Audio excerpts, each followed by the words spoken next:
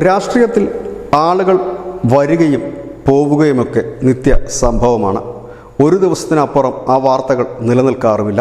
അതെത്ര പ്രഗത്ഭനായ നേതാവാണെങ്കിലും അല്ലെങ്കിലും ഒരു ദിവസത്തെ വാർത്തയുടെ ആയുസ് മാത്രമാണ് അതിനുള്ളത്. അതിലും വലിയ കാര്യങ്ങൾക്ക് പോലും അരനിമിഷം അതിന് ആയുസ്സുണ്ടാകില്ല. പക്ഷേ ഈ രാജ്യത്ത് രണ്ട് പാർട്ടികൾ, കേഡർ പാർട്ടികൾ എന്നതാണ് അവയെ വിശേഷിപ്പിക്കുന്നത്. ഒന്ന് CPM ഉം മറ്റൊന്ന് BJP യുമാണ്. ഈ കേഡർ പാർട്ടിയിലേക്ക് അതിൻ്റെ പ്രവർത്തകരായി എത്തുന്നവർ ബഹുഭൂരിപക്ഷം പേരും ആശയം ഇഷ്ടപ്പെട്ടുകൊണ്ട് അതിൽ ചേർന്ന് നിസ്വാർത്ഥരായി പ്രവർത്തിക്കുന്നതിന് വേണ്ടി ചേരുന്നവർ മാത്രമാണ്. മറ്റു രാഷ്ട്രീയ പാർട്ടികളിൽ സ്ഥാനമാനങ്ങൾക്ക് വേണ്ടി നിലകൊള്ളുന്നവരാണെങ്കിൽ ഇത്തരം പാർട്ടിയിൽ അങ്ങനെയില്ല. പക്ഷേ കാലം മാറിയപ്പോൾ കാലഹരണപ്പെട്ട ചില പുഴുക്കുത്തുകൾ എല്ലായിടത്തും ഉണ്ടായി. അതുപോലെ തന്നെ അധികാരമോഹികളിലും എല്ലാ രാഷ്ട്രീയ പാർട്ടികളിലും കടന്നുകൂടിയതാണ് പല രാഷ്ട്രീയ പാർട്ടികളുടെയും അപജയത്തിന് കാരണം. അത് CPM-ൻ്റേതായാലും BJP കേരള ഘടകത്തിൻ്റെതായാലും ഒക്കെ അമിതമായ അധികാരമോഹങ്ങൾ പലരെയും നിലംപരിശാക്കി പാർട്ടിക്ക് വലിയ ക്ഷീണമുണ്ടാക്കിയിട്ടുണ്ട്. അത്തരത്തിലുള്ള സംഭവങ്ങൾ നടന്നു പോകുന്നു. പക്ഷേ ഈ അടുത്ത കാലത്ത് കണ്ടുവരുന്ന ഒരു പ്രതിഭാസം, ഉത്തരം താങ്ങുന്ന പല്ലിയുടെ അവസ്ഥയിലാണ് പല നേതാക്കളും. ഞങ്ങളാണ് ഈ പ്രസ്ഥാനമെന്നും ഞങ്ങളിലെ പ്രസ്ഥാനം തകർന്നു പോകുമെന്നും ചിന്തിക്കുന്നവർ. ഒരിക്കലും BJP അങ്ങനെ തകരില്ല. അങ്ങനെ തകരുമായിരുന്നെങ്കിൽ എത്രയോ പ്രശസ്തരായ നേതാക്കൾ മൺമറഞ്ഞു പോയിട്ടുണ്ട്, ഈ പാർട്ടി വിട്ടുപോയിട്ടുണ്ട്. എന്നിട്ട് ഈ പ്രസ്ഥാനത്തിന് ഒന്നും സംഭവിച്ചിട്ടില്ല എന്നുള്ളതാണ് യാഥാർത്ഥ്യം. ഉമാഭാരതി പോയി. മധ്യപ്രദേശും ഉത്തർപ്രദേശും അടക്കം വലിയ അനുയായികളും ആരാധക വൃന്ദവുമുള്ള സന്യാസിനി ഉമാഭാരതി പോയി അധികം വൈകാതെ വീണ്ടും BJP-യിലേക്ക് മടങ്ങിയെത്തി. BJP-ക്ക് ഉത്തർപ്രദേശിൽ അധികാരം കിട്ടിയപ്പോൾ മുഖ്യമന്ത്രിയായ ശ്രീമാൻ കല്യാൺ സിംഗ് പാർട്ടി വിട്ടു പുതിയ പാർട്ടി രൂപീകരിച്ചു. ഒടുവിൽ കല്യാൺ സിംഗും തിരിച്ചെത്തിയത് BJP-യിലാണ്. അദ്ദേഹത്തിന് പിന്നീട് ഉചിതമായ സ്ഥാനമാന ബഹുമാനങ്ങളോടുകൂടി അദ്ദേഹം മരിച്ചു. ആ യാത്രയപ്പ് ചടങ്ങ് പോലും വളരെ ഗംഭീരമാക്കി BJP-ക്കാർ നടത്തുകയുണ്ടായി. അങ്ങനെ അനവധി പേർ ഒരുപക്ഷെ ഈ പാർട്ടിയുടെ പോക്കിൽ മനംനൊന്തോ തിക്തഫലങ്ങൾ കൊണ്ടോ ഒക്കെ പാർട്ടി വിടേണ്ടിയിരുന്ന ഒരു നേതാവ് ശ്രീമാൻ PP മുകുന്ദനായിരുന്നു. അദ്ദേഹം ഒരുപാട് അദ്ദേഹത്തിനെ നോവിക്കുന്ന തരത്തിലുള്ള ഒരുപാട് അനുഭവങ്ങൾ അദ്ദേഹത്തിന് രാഷ്ട്രീയത്തിലും അല്ലാതെയും ഉണ്ടായിട്ടുണ്ട്. പക്ഷെ അദ്ദേഹം ഒരിക്കൽ പോലും പാർട്ടി വിട്ടില്ല. പാർട്ടി വിടുന്നൊരു സൂചനയും അദ്ദേഹം നൽകിയില്ല. അവസാന കാലം വരെ RSSൻ്റെ ഒരു സ്വയം സേവകനായി പ്രചാരകനായി അദ്ദേഹം കാലം കടന്നുപോകുന്ന രീതിയിലേക്ക് മാറിമറിഞ്ഞു. അങ്ങനെ അനവധി പേരുണ്ട്. അതായത് ഒരു പ്രസ്ഥാനം വളർത്തിയെടുക്കുന്നത് നേതാക്കന്മാരല്ല, അണികളാണ്. ഒരുപക്ഷെ മുഖം പരിചിതമല്ലാത്ത സാധാരണപ്പെട്ട അണികൾ അവർ 10 പേരോട് പറയുന്നതും 10 വോട്ട് കിട്ടുന്നതിന് കാരണമാകും. ഒരുപക്ഷെ നമ്മൾ മുഖമോ പേരോ അറിയാത്ത അനവധി പേരുടെ ജീവിതം, അവരുടെ ശരീരത്തിൻ്റെ പല ഭാഗങ്ങൾ ബലി നൽകി വളർത്തിയെടുത്ത പ്രസ്ഥാനങ്ങളാണ് BJP-യും ഇക്കാണുന്ന CPM-ഉമൊക്കെ. ആ പാർട്ടിയെയും സംഘടനയും ഒറ്റയ്ക്ക് വെല്ലുവിളിച്ചിട്ട് ഇവരെല്ലാം എൻ്റെ ഒപ്പം വരുമെന്ന് ചിന്തിക്കുന്നത് തന്നെ വിഡ്ഢിത്തരമാണ്. അതായത് നമ്മളൊരു സംഘടനയിൽ നിൽക്കുമ്പോൾ വീറും വാശിയുമുള്ള രണ്ട് സംഘടനകൾ തന്നെയാണ് BJP-യും CPM-ഉം. അതുകൊണ്ട് തന്നെയാണ് അതിലെ സംസാരിക്കാൻ അറിയാവുന്ന, ഇല്ലെങ്കിൽ കുറച്ചുകൂടെ ആർജവത്തോടെ മുൻപോട്ട് പോകാൻ കഴിയുന്ന നേതാവിനെ പിന്തുണച്ച് ആ പാർട്ടിയിലുള്ളവർ വലിയ രീതിയിൽ ഫാൻസായി മാറുന്നത്. അതല്ലാതെ അവർ പോകുന്നിടത്തൊക്കെ ഈ ഫാൻസ് വരുമെന്ന് വെറുതെ തെറ്റിദ്ധരിക്കും. അങ്ങനെ ആർക്കെങ്കിലും തെറ്റിദ്ധാരണയുണ്ടെങ്കിൽ അവർ വിഡ്ഢികളുടെ ലോകത്താണെന്ന് പറയേണ്ടി വരും. കാരണം ഉത്തരം താങ്ങുന്ന പല്ലിയാണെന്ന ചിന്ത പല്ലിക്ക് മാത്രമേ ഉള്ളൂ. ഉത്തരത്തിനോ ആ ഉത്തരത്തിന് താഴെ നിൽക്കുന്ന ബഹുഭൂരിപക്ഷത്തിനോ ഇല്ല എന്നോർക്കണം. ഇവിടെയാണ് ശ്രീമാൻ പിണറായി വിജയൻ്റെ വാക്കുകൾ ഒരിക്കൽ കൂടി വൈറലാകുന്നത്. അന്ന് കേരളത്തിൻ്റെ ഒരു ശക്തനായ നേതാവ് VS അച്യുതാനന്ദൻ്റെ വിഭാഗീയത കൊടികുത്തി നിന്ന കാലത്ത് സഖാക്കളോട് പിണറായി വിജയൻ പൊതുവേദിയിൽ പറഞ്ഞത്, തിരമാല കടലിനോട് ചേർന്ന് നിൽക്കുമ്പോൾ മാത്രമാണ് അതിന് ശക്തി ഉണ്ടാകുകയുള്ളൂ, അതല്ലെങ്കിൽ ബക്കറ്റിലെ വെള്ളമായിരിക്കുമെന്ന്. ഏതായാലും രാഷ്ട്രീയം ഒരാൾക്ക് മാറുന്നത് കൊണ്ട് തെറ്റൊന്നുമില്ല.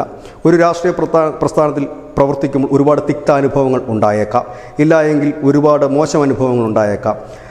ഒന്നുകിൽ ആ പ്രസ്ഥാനത്തിനകത്ത് നിന്ന് പടപൊരുതണം. അതായത് അകത്ത് നിൽക്കുന്ന സന്ദീപ് വാര്യരോടൊപ്പം 100 കണക്കിന് ആളുകൾ ഉണ്ടായിരുന്നു. എന്നാൽ സന്ദീപ് വാര്യർ BJP-യുടെ പുറത്ത് കിടക്കുമ്പോൾ അതിൽ ഒരാൾ പോലും മനസ്സുകൊണ്ട് അംഗീകരിക്കുന്നില്ല എന്നുള്ളത് ഒരു യാഥാർത്ഥ്യമാണ്. കാരണം നേതാവല്ല ആ പാർട്ടിയുടെ മുൻപോട്ടുള്ള കരുത്ത്, പകരം പ്രസ്ഥാനത്തിൻ്റെ നിലപാടുകളും അവരുയർത്തുന്ന കാവ്യധ്വജവും മാത്രമാണ്. ഇവിടെയാണ് ഒരു നേതാവ് പോയതിനെ മാധ്യമങ്ങൾ കൊട്ടിഘോഷിക്കുന്നത്.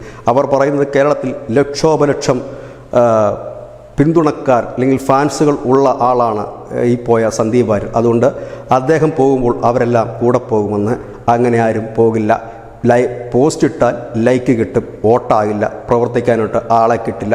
ലൈക്ക് എണ്ണി നോക്കിയിട്ടാണ് ഒരാളുടെ പവർ നാം അറിയണമെങ്കിൽ, ഇല്ലെങ്കിൽ അങ്ങനെയാണ് ഓരോ നേതാക്കളെ നാം വിലയിരുത്തുമായിരുന്നെങ്കിൽ മുൻകാലങ്ങളിൽ സുരേന്ദ്രന് കിട്ടിയ വോട്ടും അദ്ദേഹത്തിൻ്റെ ലൈക്കും കൂടി എണ്ണി നോക്കുന്നത് നന്നായിരിക്കും. ഇവിടെ സുരേന്ദ്രനോ സന്ദീപ് വാര്യരോ ഇല്ലെങ്കിൽ നാളെ മറ്റേതെങ്കിലും നേതാവ് പോയാലും ഈ പ്രസ്ഥാനം തകരുകയോ തളരുകയോ ചെയ്യില്ല.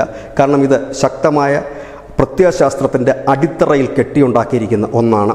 അതുകൊണ്ട് തന്നെയാണ് നരേന്ദ്രമോദിയും അദ്ദേഹം നയിക്കുന്ന BJPയും അതിൻ്റെ നേതാവായ JP നദ്ദയും RSSൻ്റെ സഹായം ഞങ്ങൾക്ക് ആവശ്യമില്ല എന്ന് പറഞ്ഞപ്പോൾ സംഘപരിവാർ ഒന്നടങ്കം അതിനെ, ഇല്ലെങ്കിൽ സംഘപരിവാറിൻ്റെ അണികൾ ഒന്നടങ്കം അതിനെ നഖശിങ്കാന്തം എതിർക്കുകയും നേർക്കുനേർ മോദിയെപ്പോലും വെല്ലുവിളിക്കുന്ന തരത്തിലേക്ക് അവർ ഉയർന്നു വരികയും ചെയ്തു.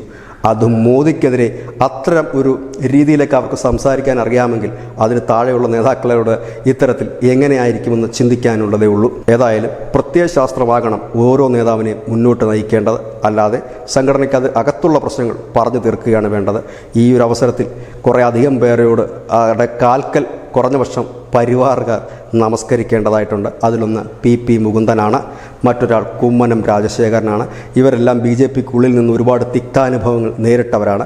അവരാരും സംഘടന വിട്ടുപോയില്ല, സംഘടനയെ തള്ളിപ്പറഞ്ഞില്ല. അങ്ങനെ അനവധി നേതാക്കന്മാരെ നമ്മുടെ ചുറ്റുപാട് നമുക്ക് കാണാൻ കഴിയും. നമ്മുടെ പഞ്ചായത്തിൽ, നമ്മുടെ വാർഡിൽ, നമ്മുടെ ബൂത്തിലൊക്കെ അത്തരം നേതാക്കളെ കാണാൻ കഴിയും. അവരൊതുങ്ങി ഒരു സൈഡിലൂടെ പോകുന്നു. അവരാദർശം കൈവിട്ടിട്ടില്ല, അവരാദർശത്തിൽ കൂടെ മുൻപോട്ട് പോകുന്നു. അവർ ചിരിച്ചുകൊണ്ട് പറയാറുണ്ട്, ഈ പ്രസ്ഥാനം ഒരിക്കലും അധികാരത്തിൽ വരില്ലാത്ത കാലത്താണ് ഞങ്ങൾ ഈ പ്രസ്ഥാനത്തിൽ എത്തിയത്. കൈകൊണ്ട് പോസ്റ്റർ എഴുതി ഒട്ടിച്ച കാലത്താണ് ഞങ്ങൾ ഈ പ്രസ്ഥാനത്തിലെത്തിയത്. ഞങ്ങൾ ഈ പ്രസ്ഥാനത്തിൽ വരുമ്പോൾ മോദിയെ അറിയില്ല, അമിത്ഷായെ അറിയില്ല, യോഗിയെ അറിയില്ല. ഈ പ്രസ്ഥാനം എന്തെങ്കിലും ഇന്ത്യ രാജ്യം ഭരിക്കുമോ എന്നറിയില്ല, ഇന്ത്യ രാജ്യം പോയിട്ടൊരു പഞ്ചായത്ത് ഭരിക്കുമോ എന്നറിയില്ല. അക്കാലത്ത് വന്നവരുണ്ട്. അവർ ബലി നൽകി പോറ്റി വളർത്തിയ ഈ പ്രസ്ഥാനമാണ്. അതിൽ നിന്ന് ആര് പോയാലും, ഒന്നല്ല 1000 പേര് പോയാലും പ്രസ്ഥാനം മുൻപോട്ട് തന്നെ പോകും. ഇപ്പോൾ നിൽക്കുന്നവരൊന്നും ചിരഞ്ജീവികളല്ല. ഇന്നല്ലെങ്കിൽ നാളെ അവർ മാറുക തന്നെ ചെയ്യും, പോവുക തന്നെ ചെയ്യും. പുതുനാമ്പുകൾ ഉയർത്തെഴുന്നേൽക്കുക തന്നെ ചെയ്യും. ഇന്ത്യയിലെമ്പാടും കണ്ടതും അതാണ്. പുഷ്കർ സിംഗ് ധാമിയെ 10 കൊല്ലം മുമ്പ് കേട്ടവർ എത്ര പേരുണ്ട്.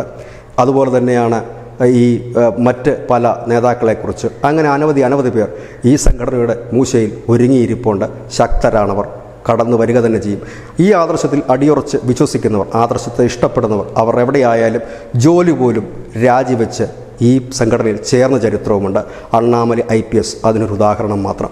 അങ്ങനെ എത്ര പേർ. ഏതായാലും ഒരാൾ അയാളുടെ രാഷ്ട്രീയം വിടുന്നത് അയാളുടെ വ്യക്തിപരമായ കാര്യം മാത്രമാണ്.